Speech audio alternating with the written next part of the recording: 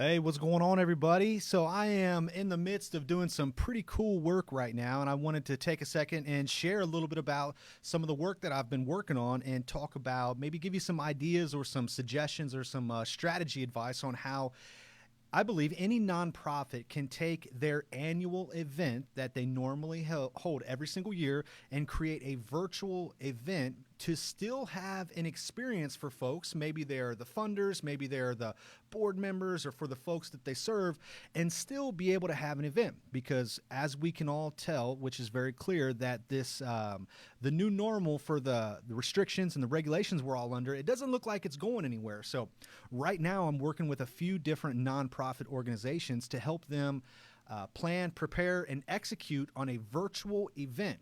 Right. So I just want to talk a little bit about what we're doing and how we're actually helping these nonprofit organizations still hold their annual event and still set a goal to reach their donation mark that they typically would bring in on an individual year at their event. So a few things first and foremost is just with any event, planning and preparation is everything. So if you have a nonprofit and for the past few years you've planned and prepared for an event that you hold in maybe a big place that holds 2, 3, 4, 500 people, you know that there's a ton of planning that goes into that. But this year, we're not able to have those events. So the question is, how can we take that experience and still bring that to people? That way they are aware of the work that you're doing, the people that you serve, but most importantly, to still be able to collect those annual donations that you need as a nonprofit to continue to thrive and just to survive. So some of the work that I'm doing right now is with a few different nonprofit organizations. And what we're doing is we're preparing for an online virtual event. And how we're doing that is we're thinking about what types of video content do you as an organization already have that we could maybe use bits and pieces of to kind of help tell the story and to create a whole new virtual experience for those that you serve. So with one organization in particular, I'm literally spending my entire day today recording interviews over Skype conversations with folks, with the key players, with the stakeholders, with the donors, and the ones that actually sponsor and keep money coming in to help these organizations survive. So I'm interviewing folks over Skype because it is the safest way to do so right now.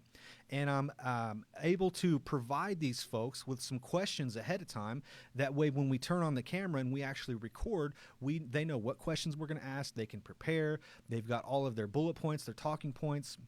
And basically, if we're able to have 5 or 6 good recorded conversations with folks that talks about the importance of your organization, how your organization serves, and how other organizations network with your organization, and we can create maybe an hour or 2 hour long virtual event where we've got keynote speakers and we've got good topics and we've got good people who are champions for your organization, and we're able to create a nice long virtual event, right, to where we basically have a 60-minute or 120-minute video that's an asset to you and your organization that you can use and keep forever.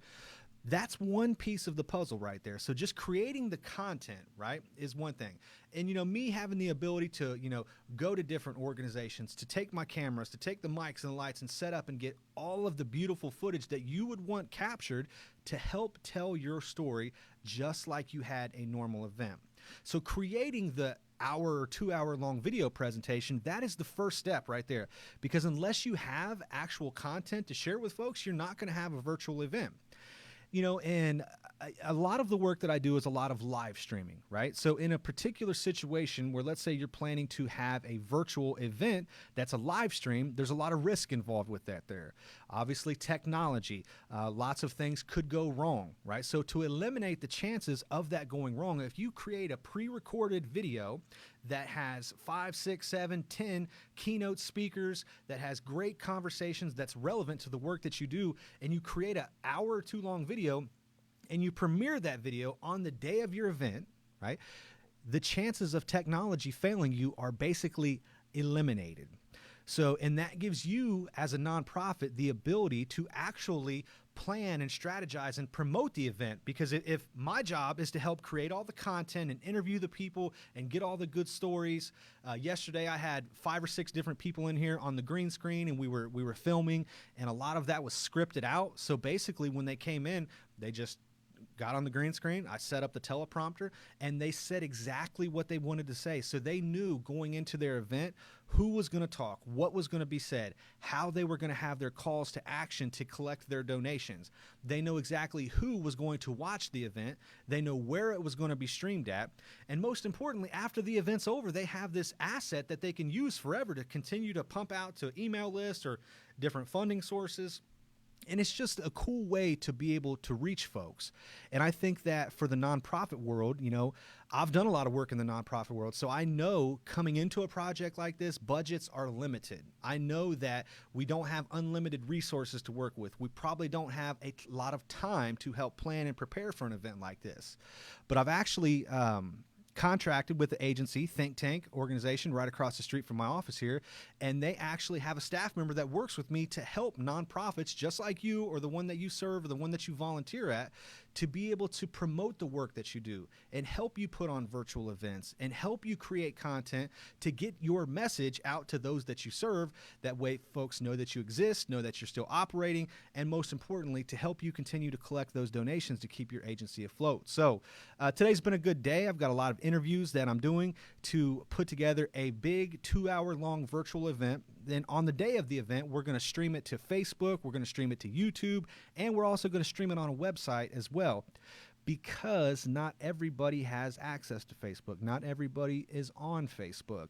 But if we have the ability to premiere a 2-hour-long event on Facebook, YouTube, and on your website, the chances of folks seeing that video or seeing that virtual event is greatly increased than just having it limited to Facebook alone. So I just wanted to share a little bit about some of the work that I'm doing, some of the nonprofits that I'm helping.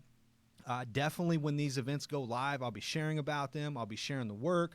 I'll be sharing more about the process of what we've did to help the event be successful, and not necessarily looking for a lot of more nonprofit work at the moment, because right now we're really immersed in, I've got 3 or 4 different organizations that I'm helping prepare for their event. But I just wanted to hop on here and share a little bit about that it's possible first and foremost. And it's really not that hard. If you've got some cameras and some technology and the ability to edit some videos, you probably could do that on your own.